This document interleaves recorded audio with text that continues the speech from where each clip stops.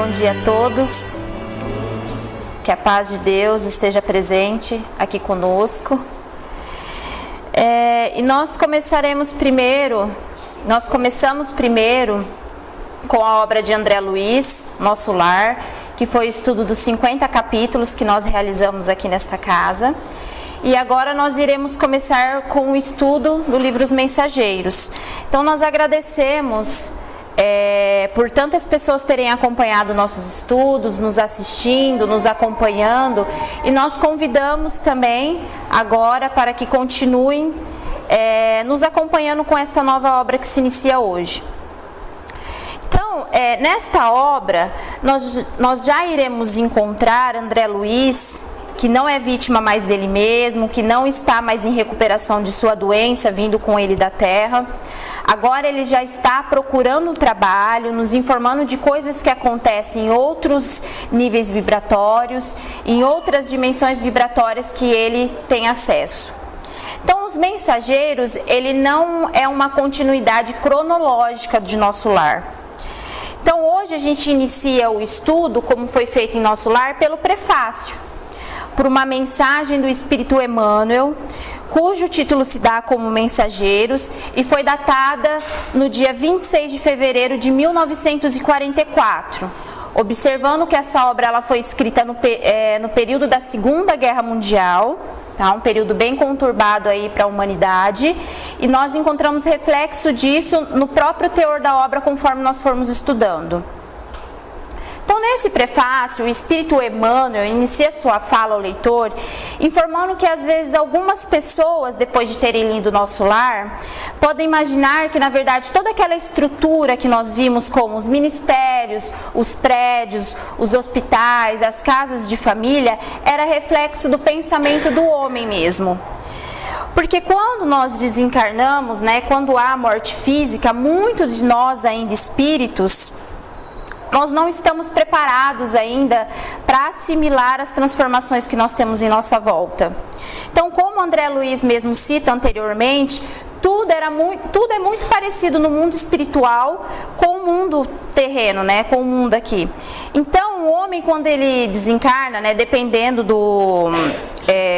de cada, evolução de cada um, ele ainda não consegue penetrar nos domínios angelicais. Então o homem ainda ele continua carregando as suas lembranças terrenas, as suas sensações aqui, no mundo terrestre. Mas ao fazer o aprofundamento desta ideia, nós encontramos este luminoso espírito, que é Emmanuel, que ele nos traz ao nosso pensamento uma reflexão, uma comparação.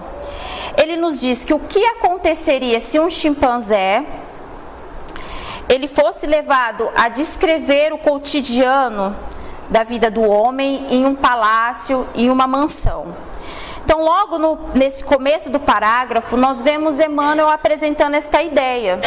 Se o chimpanzé ele fosse levado a um palácio, tivesse recursos para escrever aos seus irmãos primatas que estão na mesma fase evolutiva que ele, o que ele diria? Então ele não encontraria diferenças fundamentais para apresentar na sua descrição. Ele daria notícias de uma vida animal aperfeiçoada, que seria a nossa, e talvez a única zona que ele não teria como acessar, para ele estar dando a explicação, seria o que ele não pudesse compreender ainda. Seria questões vinculadas ao homem, na questão de sentimentos do homem, da nossa evolução, coisas referentes à nossa alma, que ele não entenderia ainda. Então, quanto às formas de vida, a mudança não seria tanto.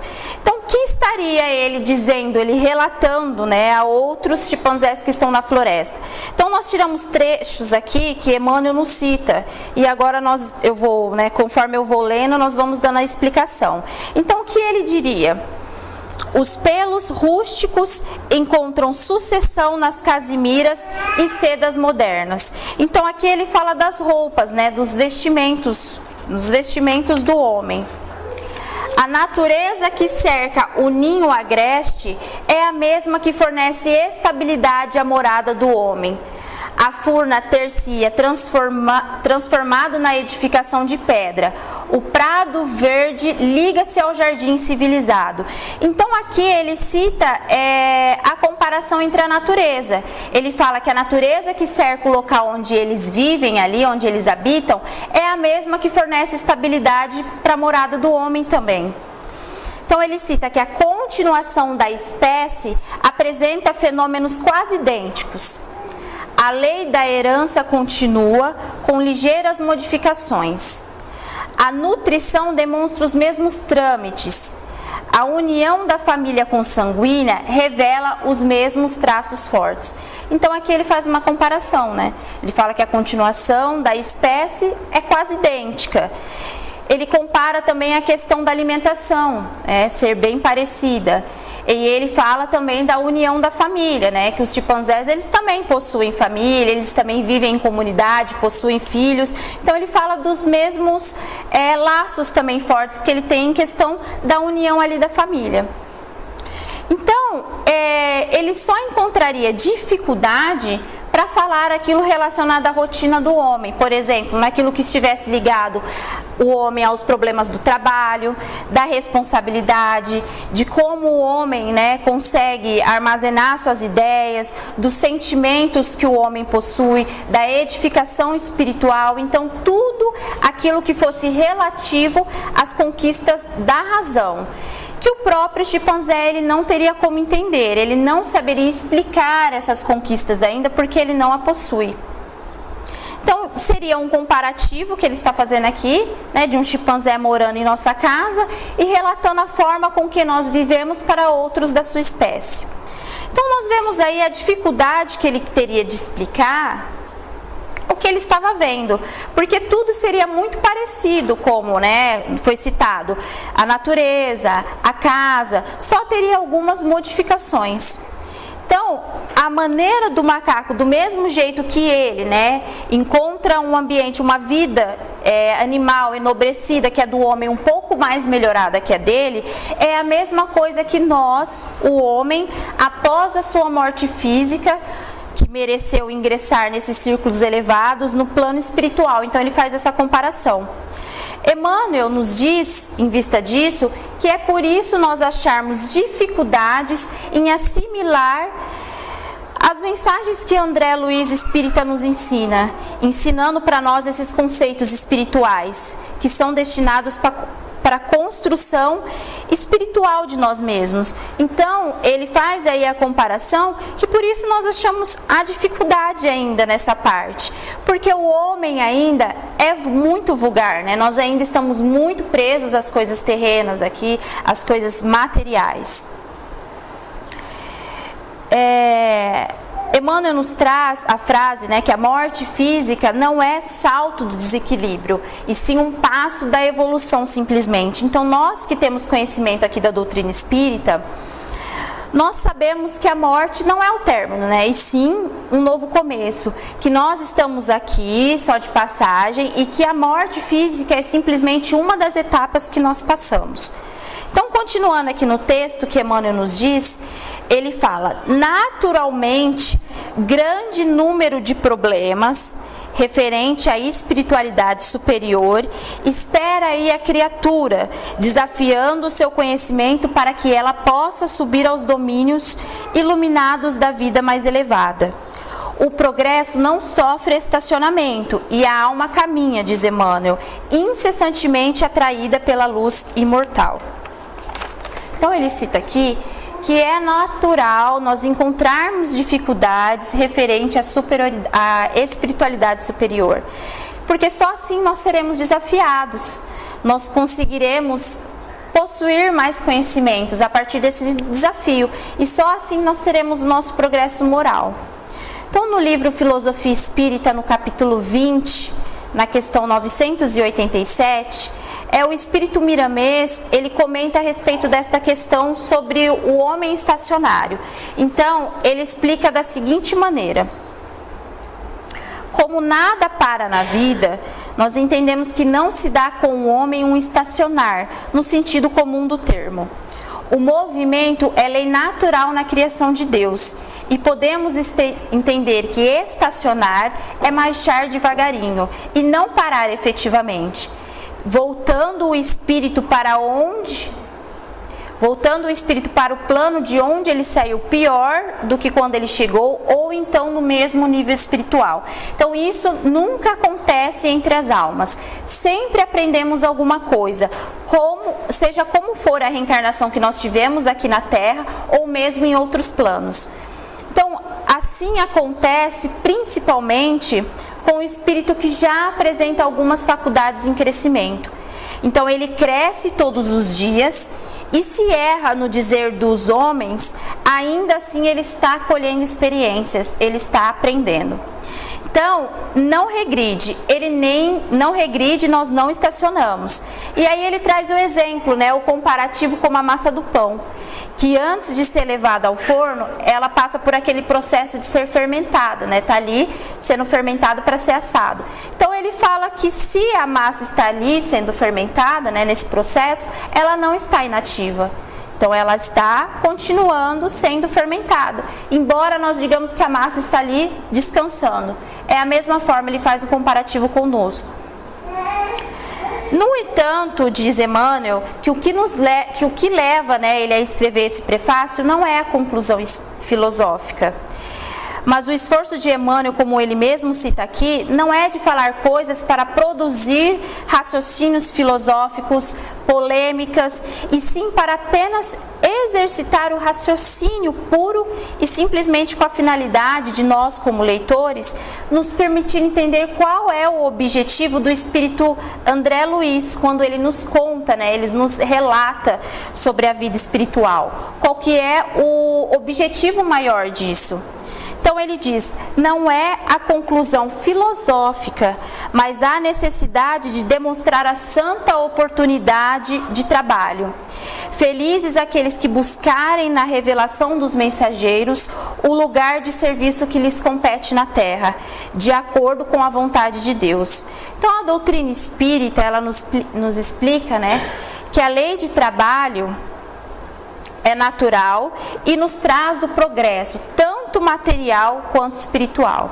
Então, na questão 675 do Livro dos Espíritos, nos esclarece que não devemos entender o trabalho como apenas uma ocupação material.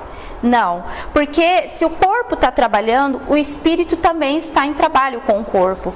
E toda ocupação útil é trabalho. Então, enquanto o trabalho material traz o sustento e garante as nossas necessidades físicas, por outro lado, espiritualmente permite que nós humanos corrijamos as nossas imperfeições. Então, aqui ele cita tanto com o trabalho, né, que supre as nossas necessidades físicas, né, o nosso sustento, mas também com o trabalho edificante que nós possamos estar realizando aqui. Então, o espírito Joana de Ângeles, pela psicografia do médium Divaldo Pereira Franco, faz uma referência belíssima sobre a importância do trabalho realizado com alegria. Cita aqui que o trabalho segue como um antídoto contra o desânimo e a favor da evolução e da ação no bem. Então, considera o trabalho o melhor meio para se progredir. Quem não trabalha, entrega-se à paralisia moral e espiritual. Então, o homem que não se dedica a essa ação libertadora do trabalho, faz peso negativo na economia da sociedade. O trabalho é vida. Então, continuando aqui, eu vou beber água, gente, rapidinho.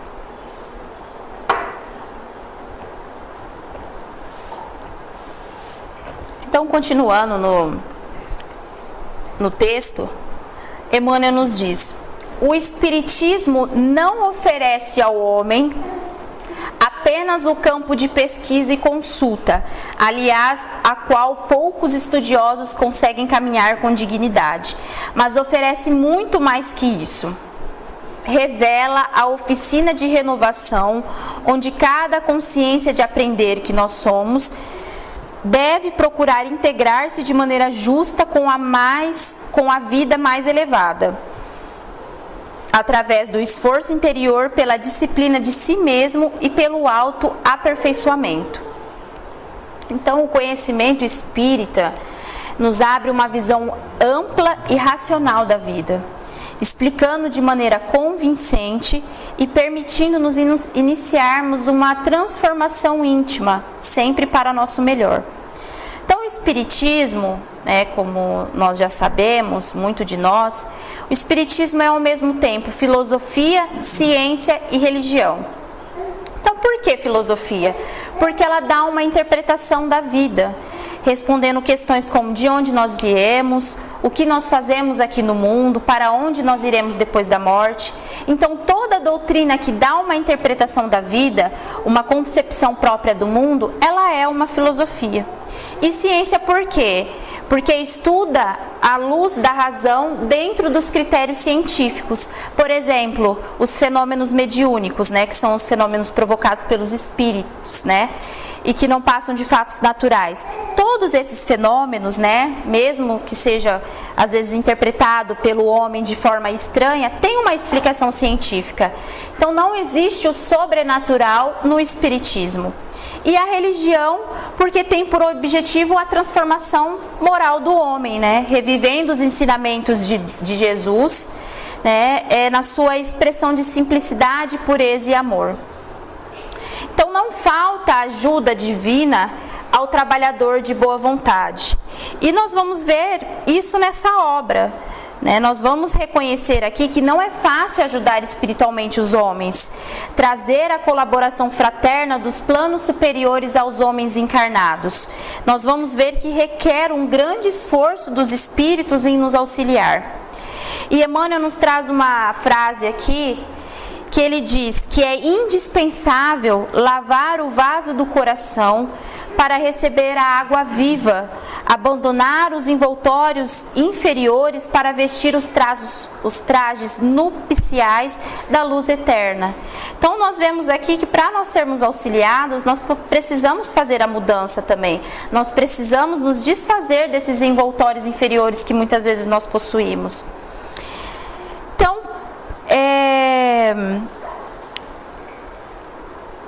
André Luiz, ele irá contar neste livro, um relato de apenas uma semana de trabalho espiritual dos mensageiros do bem junto aos homens.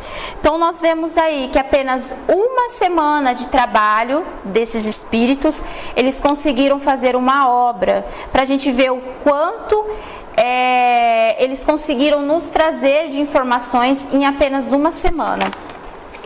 Então, para finalizar, Emmanuel nos diz: se você procura a luz espiritual, se a animalidade já te cansou o coração, lembra-te, diz Emmanuel, que em espiritualismo a investigação conduzirá sempre ao infinito, tanto que se refere ao campo pequeno como à esfera dos astros distantes e gigantescos, e que só a transformação de você mesmo dentro da luz da espiritualidade superior vai facultar a você o acesso a fontes da vida divina.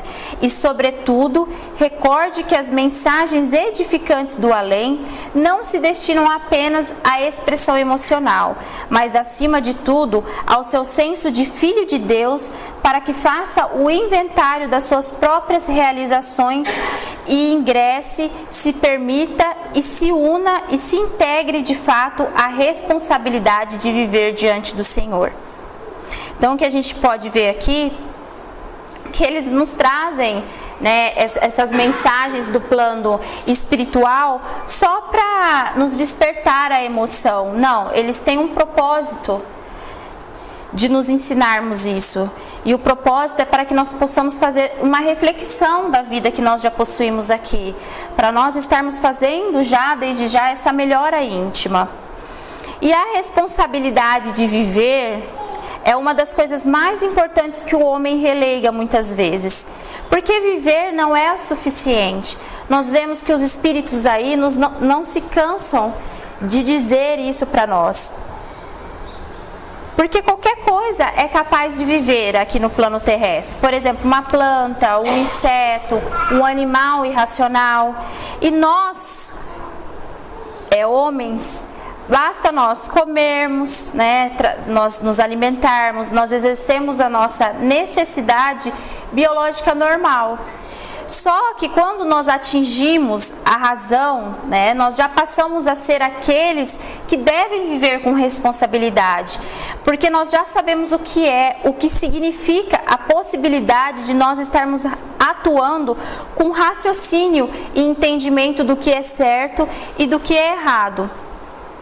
Então, que nós possamos, a partir destas obras, né, não só essa, mas de todas as obras que nos é permitido aqui ter o entendimento, que nós possamos estar estudando, e não só isso, que nós possamos estar usando estas palavras para nós começarmos a aprender aqui desde já, trabalhando desde aqui, para que nós não possamos sofrer após o nosso desencarne. Então, que nós possamos, a partir de hoje, estar usando tantas essas mensagens, né, informações e conhecimentos que nós já possuímos, para estarmos ingressando no bem, na nossa melhora íntima, na nossa melhora espiritual. Então, era isso que eu tinha para trazer para nós, a partir do prefácio do livro Os Mensageiros, e que nós possamos tirar grande proveito desta obra. Agradeço a todos, obrigada.